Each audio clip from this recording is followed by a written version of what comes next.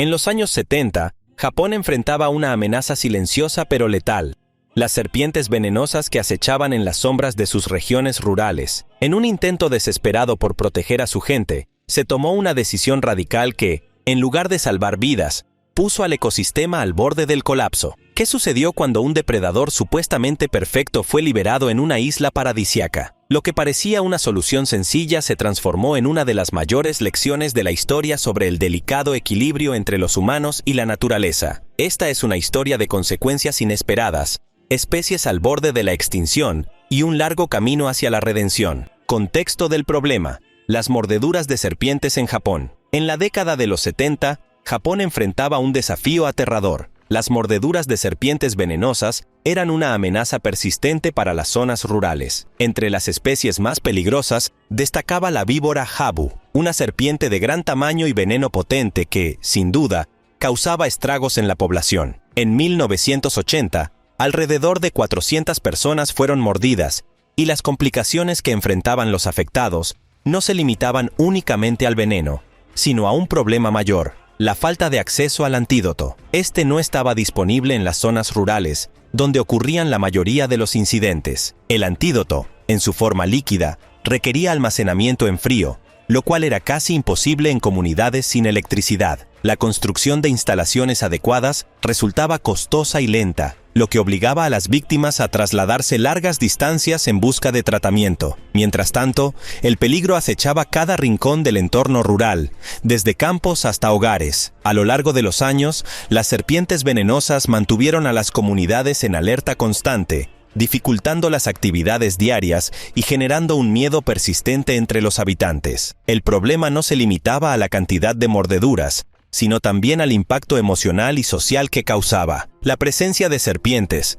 combinada con la falta de soluciones accesibles, generó una atmósfera de vulnerabilidad en las comunidades. Las historias de personas que habían perdido la vida debido a mordeduras de serpientes se contaban como advertencias entre los habitantes. Estas narrativas no solo alimentaban el miedo, sino que también revelaban la falta de preparación para enfrentar una amenaza tan grave. El gobierno japonés, consciente de la gravedad del problema, buscaba soluciones. Sin embargo, las opciones disponibles no eran sencillas ni inmediatas. Las campañas de concienciación y prevención comenzaron a implementarse, pero no lograron frenar el creciente número de mordeduras. Ante la desesperación, surgió la idea de buscar una solución natural, un depredador que pudiera enfrentar a estas serpientes y ayudar a controlar su población. Así nació la iniciativa que marcaría un antes y un después en la historia de Japón con respecto a las especies invasoras. En 1979, en un esfuerzo por controlar la población de la víbora habu en la isla de Amami Oshima, Japón introdujo alrededor de 30 mangostas, esperando que éstas, como depredadores naturales de serpientes, redujeran la amenaza que representaban para los habitantes locales. Sin embargo, este plan fracasó, ya que las mangostas son animales diurnos y las habu son nocturnas, lo que resultó en que las mangostas no afectaran significativamente a la población de serpientes. En cambio, comenzaron a depredar especies nativas, incluidas algunas en peligro de extinción, como el conejo de Amami, agravando los problemas ecológicos en la isla. Fracaso del control biológico. En 1979, la isla japonesa de Amami Oshima se convirtió en el escenario de una intervención ecológica que, aunque bien intencionada, resultó ser un desastre de proporciones épicas. Con el objetivo de controlar a las serpientes habu, cuya mordedura venenosa representaba un peligro para los habitantes locales, se introdujeron alrededor de 30 mangostas en la isla. La lógica parecía impecable. Las mangostas, conocidas por cazar serpientes, reducirían la población de habu y devolverían la tranquilidad a la comunidad. Sin embargo, la realidad demostró ser más compleja. Las mangostas son animales diurnos, mientras que las serpientes son nocturnas. Este desajuste en sus hábitos significó que rara vez se encontraran, dejando a las habu libres para continuar su reinado nocturno. Desprovistas de su presa objetivo, las mangostas dirigieron su atención a las especies nativas más vulnerables, como aves, pequeños mamíferos, y de manera alarmante, al conejo de Amami, un fósil viviente, redescubierto ese mismo año y ya en peligro de extinción. La situación se agravó rápidamente. Para el año 2000, la población de mangostas había explotado a aproximadamente 10.000 individuos, causando estragos en la biodiversidad de la isla. El gobierno japonés, reconociendo la magnitud del error, implementó en 1993 un programa de control que incluía la instalación de 30.000 trampas y la formación de equipos especializados, conocidos como los Amami Mongoose Busters, dedicados a la captura sistemática de mangostas. Estos esfuerzos finalmente dieron frutos. En abril de 2018, se registró la última captura oficial de una mangosta en la isla. Para septiembre de 2024, el Ministerio de Medio Ambiente de Japón declaró la erradicación completa de las mangostas no autóctonas en Amami-Oshima, marcando el fin de una era de perturbación ecológica y permitiendo la recuperación de las especies nativas. Este episodio sirve como una lección contundente sobre los peligros de intervenir en ecosistemas complejos sin una comprensión profunda de las interacciones entre especies. La introducción de las mangostas, destinada a resolver un problema, creó una crisis aún mayor, subrayando la importancia de enfoques basados en la ciencia y la precaución en la gestión ambiental. Impacto en el ecosistema local. La introducción de mangostas en Amami-Oshima no solo falló en controlar la población de serpientes jabu, sino que también tuvo un impacto devastador en el delicado ecosistema de la isla. Este territorio subtropical, reconocido como Patrimonio de la Humanidad por la UNESCO, albergaba especies endémicas únicas, muchas de las cuales no estaban preparadas para enfrentar a un depredador como la mangosta. Una de las víctimas más afectadas fue el conejo de Amami, un fósil viviente que representa los últimos vestigios de una especie antigua de conejos asiáticos. Este pequeño mamífero, que una vez prosperó en los bosques de Amami-Oshima, comenzó a sufrir una disminución alarmante en su población debido a la predación de las mangostas. Estos depredadores no solo atacaban a los conejos adultos, sino que también diezmaban a las crías, reduciendo aún más las posibilidades de supervivencia de la especie. Otra especie afectada fue la rata de Ryukyu, un roedor nativo de la región que, al igual que el conejo de Amami, no contaba con mecanismos de defensa contra la caza eficiente de las mangostas. En total, más de 15 especies autóctonas se vieron perjudicadas por la presencia de estos depredadores invasores, lo que alteró drásticamente el equilibrio natural del ecosistema. El impacto de las mangostas no se limitó a la fauna silvestre. Las aves de granja y otros animales domésticos también se convirtieron en presas frecuentes, afectando la economía local y generando frustración entre los habitantes de la isla. Además, las mangostas contribuyeron a la propagación de enfermedades al ganado, lo que exacerbó aún más los problemas para los agricultores y ganaderos. Los daños en el ecosistema se manifestaron también en el ámbito vegetal. Al reducirse las poblaciones de pequeños mamíferos y aves, algunas especies de plantas que dependían de estos animales para la dispersión de semillas comenzaron a sufrir. Esto creó un efecto dominó que afectó a toda la cadena alimenticia de la isla. El caso de Amami-Oshima puso en evidencia la vulnerabilidad de los ecosistemas insulares frente a las especies invasoras. Las islas, al ser entornos cerrados con biodiversidad limitada, son particularmente sensibles a la introducción de nuevos depredadores. Las especies locales, que evolucionaron en ausencia de amenazas externas,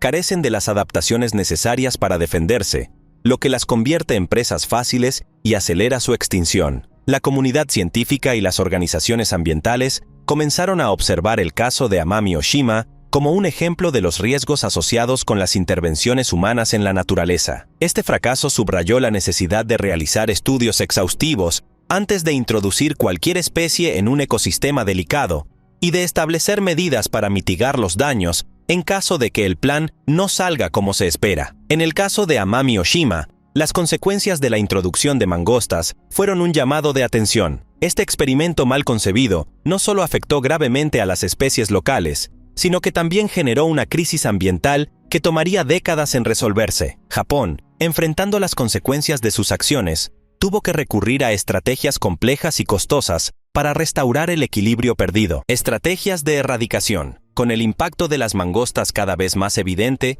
Japón implementó en el año 2000 un programa intensivo para erradicar a esta especie invasora de la isla de Amami-Oshima. El objetivo no era solo revertir los daños causados al ecosistema, sino también proteger a las especies nativas que habían quedado al borde de la extinción. El plan inicial consistió en instalar trampas a lo largo de carreteras y áreas frecuentadas por las mangostas. Sin embargo, estas trampas no lograron capturar suficientes ejemplares, ya que los animales parecían evitar los dispositivos. Con el tiempo, el gobierno japonés entendió que era necesario adoptar un enfoque más exhaustivo y especializado. Una de las estrategias más efectivas fue el uso de trampas diseñadas específicamente para mangostas. Estas trampas utilizaban atrayentes olfativos y sebos tóxicos que resultaban irresistibles para los depredadores. Además, se emplearon perros entrenados para rastrear a las mangostas en los densos bosques de la isla, lo que permitió localizar y capturar a los animales de manera más eficiente. La participación de la comunidad local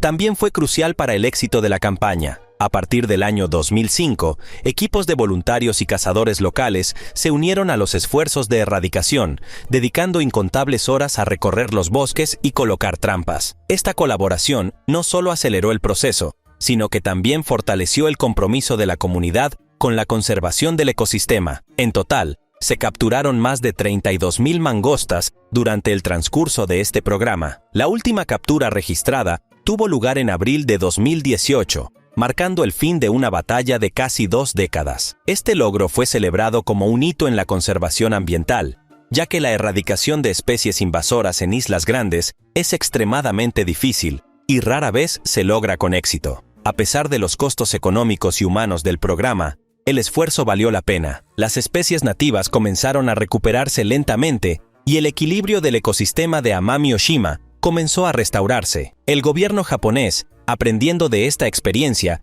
adoptó políticas más estrictas para evitar la introducción de especies no nativas en el futuro. Resultados y reconocimientos. Después de casi 2 décadas de esfuerzos, Japón alcanzó un logro impresionante. En el año 2018, se declaró la erradicación total de las mangostas en la isla de Amami-Oshima. Este éxito no solo representó la culminación de un extenso programa de conservación, sino que también posicionó a Japón como uno de los pocos países en el mundo en lograr eliminar una especie invasora de una isla de gran tamaño. El Ministerio de Medio Ambiente celebró este hito como un triunfo tanto para la biodiversidad de la isla como para la ciencia de la conservación. Los resultados no solo restauraron el equilibrio ecológico, sino que también enviaron un poderoso mensaje sobre la importancia de actuar frente a las especies invasoras antes de que los daños sean irreversibles. Este caso se convirtió en un referente mundial para la planificación y ejecución de programas de erradicación. La erradicación de las mangostas permitió que las especies nativas comenzaran a recuperarse. El conejo de Amami, que había estado al borde de la extinción, mostró un aumento gradual en su población. Este pequeño mamífero, considerado un fósil viviente, simboliza la resiliencia de la naturaleza cuando se le otorga la oportunidad de recuperarse. Otro aspecto significativo fue la mejora en las relaciones entre la comunidad local y las instituciones gubernamentales. La participación activa de los residentes de Amami-Oshima en el programa no solo fortaleció el sentido de pertenencia hacia la isla, sino que también ayudó a generar conciencia sobre la importancia de proteger los ecosistemas frágiles. Los habitantes, que alguna vez vieron a las mangostas como una solución, ahora entendían el impacto de estas decisiones en el equilibrio natural. Este logro también resaltó la importancia de las políticas preventivas. El gobierno japonés adoptó medidas más estrictas para evitar la introducción de especies invasoras en el futuro, aprendiendo de los errores cometidos en el pasado. Estas políticas incluyeron evaluaciones de impacto ambiental más rigurosas y protocolos más estrictos para la importación de especies no nativas. A nivel internacional, el caso de Amami-Oshima recibió atención como un ejemplo exitoso de conservación en islas. Científicos y expertos en ecología visitaron la isla para estudiar las estrategias empleadas y adaptarlas a sus propios contextos. Impacto en Hawái. El caso de Hawái con la introducción de mangostas es otro ejemplo de cómo las buenas intenciones pueden salir mal. A finales del siglo XIX, los propietarios de plantaciones de caña de azúcar en Hawái enfrentaban un problema grave. Las ratas estaban destruyendo sus cultivos. Estas plagas nocturnas devoraban los dulces tallos de caña, causando pérdidas significativas en las plantaciones, que eran la base económica del archipiélago en esa época. La solución parecía sencilla: seguir el ejemplo del Caribe, donde las mangostas habían sido introducidas para controlar ratas. En el año 1883, llegaron a Hawái 72 mangostas traídas desde Jamaica. Las crías de estas mangostas fueron distribuidas a otras islas, como Maui, Molokai y Oahu, con la esperanza de resolver el problema de las ratas. Sin embargo, al igual que en Amami-Oshima, el plan no consideró un detalle clave: las ratas son animales nocturnos, mientras que las mangostas son diurnas. Esto significaba que rara vez se encontraban, y el control de las ratas no solo fue ineficaz, sino que creó un nuevo y devastador problema para la fauna nativa de Hawái. Las mangostas, al no poder cazar ratas, buscaron presas más accesibles. Las aves nativas, muchas de las cuales anidan en el suelo, se convirtieron en su principal objetivo. Los huevos y crías de estas aves, que no estaban adaptadas a enfrentar depredadores como las mangostas, fueron devorados a un ritmo alarmante. Como resultado, varias especies de aves endémicas de Hawái se extinguieron, dejando un vacío irreemplazable en el ecosistema. El impacto de las mangostas no se limitó a las aves. Las tortugas marinas, cuyos huevos eran fáciles de desenterrar, también sufrieron grandes pérdidas. Además, la depredación de lagartijas y otros reptiles alteró las dinámicas ecológicas de las islas, afectando la población de insectos y, en consecuencia, la salud de los ecosistemas. A pesar de los esfuerzos posteriores para controlar la población de mangostas, estas se establecieron firmemente en Hawái. Se construyeron cercas y barreras para proteger las reservas naturales, pero el daño ya estaba hecho. Actualmente, las mangostas son consideradas una de las principales amenazas para la biodiversidad del archipiélago, y su erradicación es prácticamente imposible. El caso de Hawái subraya la importancia de evaluar cuidadosamente los impactos ecológicos antes de introducir una especie en un nuevo entorno. Aunque las mangostas resolvieron el problema de las ratas en el Caribe, su introducción en Hawái dejó un legado de extinciones y ecosistemas desequilibrados. Impacto en Jamaica. El impacto de las mangostas en Jamaica, otro intento de control biológico fallido, comenzó a mediados del siglo XIX. En 1872,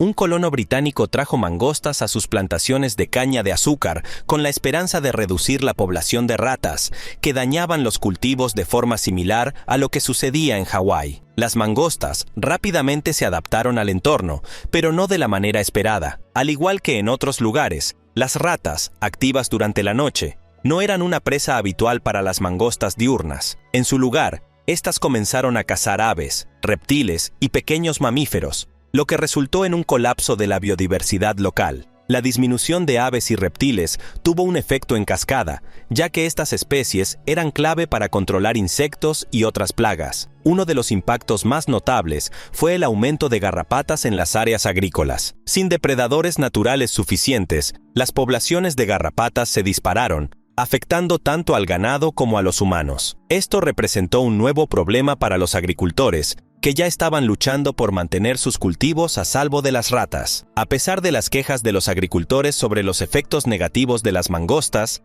las autoridades británicas ignoraron sus preocupaciones, argumentando que la naturaleza encontraría un equilibrio por sí misma. Sin embargo, este equilibrio nunca llegó y las mangostas continuaron expandiéndose por la isla, causando estragos en los ecosistemas. El daño fue tan severo que, décadas después, las mangostas seguían siendo una de las principales amenazas para la biodiversidad en Jamaica. Las aves endémicas, muchas de las cuales ya eran raras, se extinguieron debido a la depredación constante. Los lagartos y otros reptiles, esenciales para el control de plagas, también desaparecieron en gran medida, lo que alteró aún más el equilibrio ecológico. Aplicación moderna y fracasos. En Sri Lanka, una iniciativa más reciente intentó aprovechar las habilidades de las mangostas, pero esta vez con un enfoque innovador y moderno: entrenarlas para detectar contrabando. La idea surgió de la necesidad de encontrar alternativas a los perros entrenados, que suelen ser costosos de mantener y difíciles de adaptar a ciertos entornos. Las mangostas, ya valoradas en Sri Lanka por su capacidad para ahuyentar cobras y otras serpientes venenosas,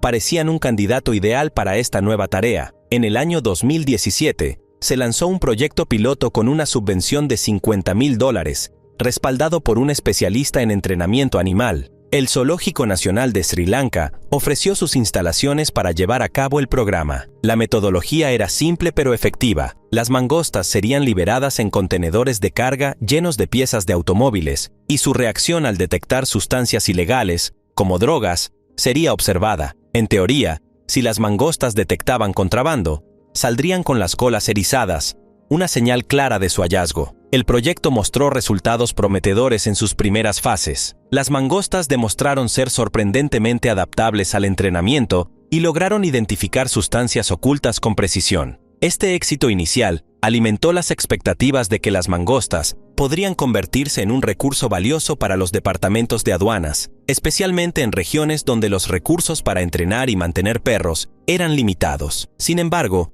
problemas administrativos y cambios en el liderazgo político truncaron el desarrollo del proyecto. La falta de continuidad en el financiamiento y la pérdida de interés por parte de los responsables del gobierno llevaron al abandono del programa, dejando en el aire lo que pudo haber sido una innovación revolucionaria en el control de contrabando. Este fracaso no se debió a las limitaciones de las mangostas, sino a la falta de compromiso a largo plazo por parte de las autoridades. A pesar de los resultados iniciales positivos, el proyecto quedó en el olvido, un recordatorio de cómo las barreras humanas, más que las biológicas, a menudo frenan el progreso en iniciativas innovadoras. Amami Oshima, un ecosistema único. La isla ubicada en el archipiélago japonés de Ryukyu es mucho más que un destino turístico subtropical. Este territorio alberga un ecosistema único reconocido como Patrimonio de la Humanidad por la UNESCO, con una biodiversidad que no tiene paralelo. Su densa selva tropical es hogar de especies endémicas que han evolucionado aisladas durante millones de años,